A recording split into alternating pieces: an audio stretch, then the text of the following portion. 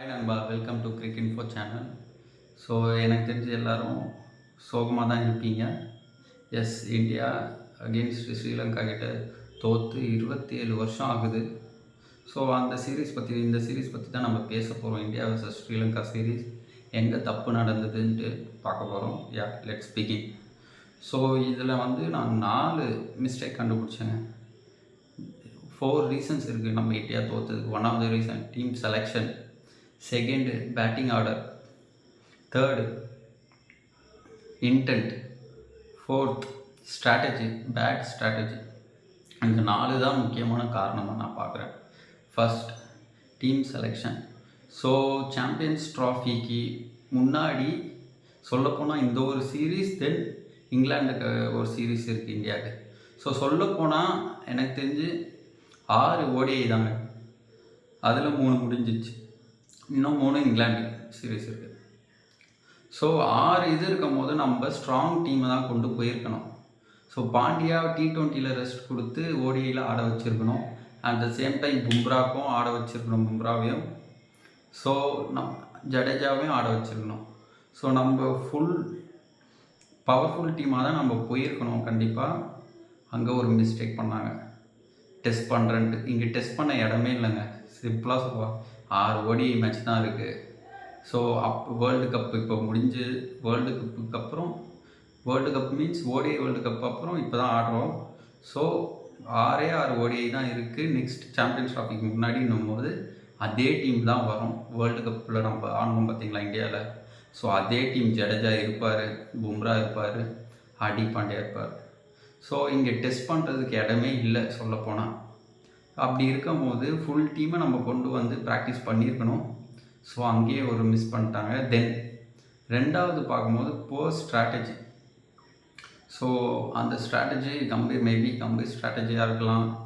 So போர் strategy எனக்கு தெரிஞ்சு. But Rohit Sharma captaincy நல்லா பண்ணார்.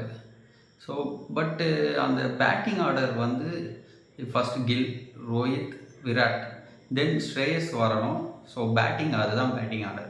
பட் இங்கே என்ன பண்ணுறாங்கன்னா, ஒரு மேட்ச் பார்த்தீங்கன்னா டூபே முன்னாடி வந்தார், இன்னொரு மேட்ச் பார்த்தீங்கன்னா வாஷிங்டன் சுந்தர் முன்னாடி வராரு. ஸோ இங்கே என்ன பேட்டிங் ஆர்டர், கரெக்டான ஆர்டரே அவங்க இது பண்ணல. ஸ்ரேயஸ் தான் வந்திருக்கணும் சொல்லப்போனால், தென் ராகுல் வந்திருக்கணும். ஸோ இவங்க பேட்டிங் ஆல்ரவுண்டரை தூக்கிட்டு போய் 4 டவுனில் ஆட வைக்கிறாங்க. ஸோ அங்கே ஒரு போர் ஸ்ட்ராட்டஜி சொல்லப்போனால். மேபி கம்பீருக்கு வேணால் அங்கே ஐபிஎல்லில் செட் ஆகிருக்கலாம் நிறைய நான்பி. பட் அதே ஃபார்முலாவை இங்கே கண்டிப்பாக ஃபாலோ பண்ணாதீங்க. அது இந்தியாவுக்கு செட் ஆகாது, பேக் ஃபயர் தான் ஆகும். ஸோ குயிக் விக்கெட் விழுந்தால் மட்டுமே நீங்கள் அப்படி அனுப்புனா செட் ஆகும். எஸ், வேர்ல்டு கப் T20 ஃபைனல்ஸில் பார்த்துருப்பீங்க, அக்ஷர் ஆடி கொடுத்துட்டு போயிருப்பார். ஸோ அது மாதிரி குயிக் விக்கெட் விழுந்தால் மட்டும்தான் அது செட் ஆகும். ஸோ இது ட்ரை பண்ணது one of the first strategy.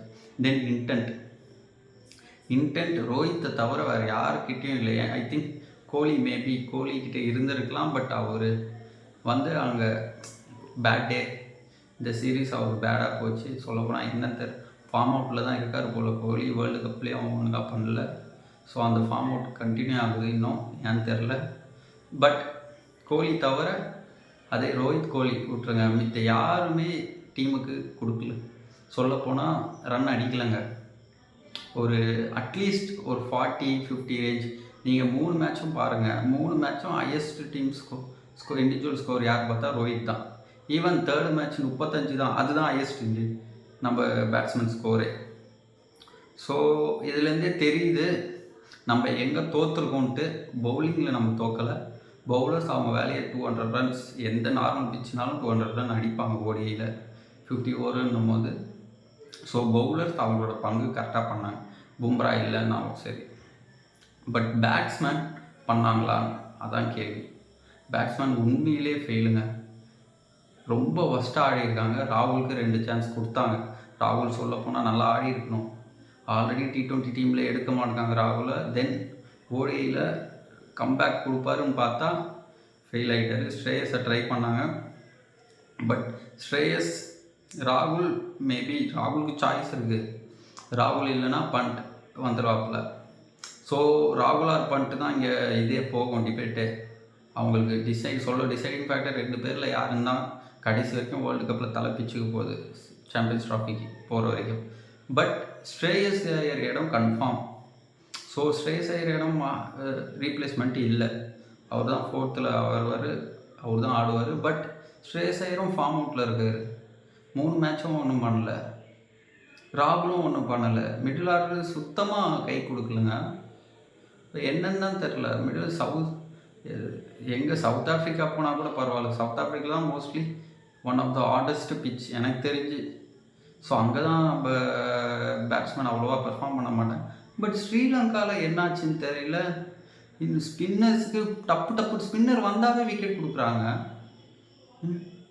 அதுதான் எப்படின்னு தெரியல. ஸ்பின்னர் ஆட வரலையா இல்லை இவங்க என்ன ப்ராக்டிஸ் பண்ணுறாங்க ஒன்றும் புரிய மாட்டேங்குது. ஸ்பின்னர் வந்தாலே விக்கெட், வெள்ளலகே வந்தாலே ஒரு விக்கெட் எடுத்துகிட்டு போயிடுறப்ப. ஸோ ஸ்பின்னர் ஒழுங்காக பேஷன்ஸாக ஆடணும். ஸ்பின்னரை பார்த்து Indian team champions trophy win பண்ணோன்னா கண்டிப்பாக நல்லா பெர்ஃபார்ம் பண்ணணும். அப்போ தான் இந்தியா வின் ஆகும். ஸோ இந்தியா கிட்டேருந்து நம்ம இன்னொரு ட்ராஃபி எதிர்பார்க்கலாம். பட் சொல்லப்போனால் இது ரொம்ப டிசப்பாயின்மெண்ட் தான். After winning T20 world cup முடிச்சுட்டு வராங்க. ஈவன் ரோஹித் விராட் இருந்தோம். ஸோ அவங்க பெஸ்ட் கொடுத்துட்டாங்க. ரோஹித் விராட் 2 பேர்கிட்டையும் நம்ம 2 பேருமே அடிக்கணும் எக்ஸ்பெக்ட் பண்ண முடியாது.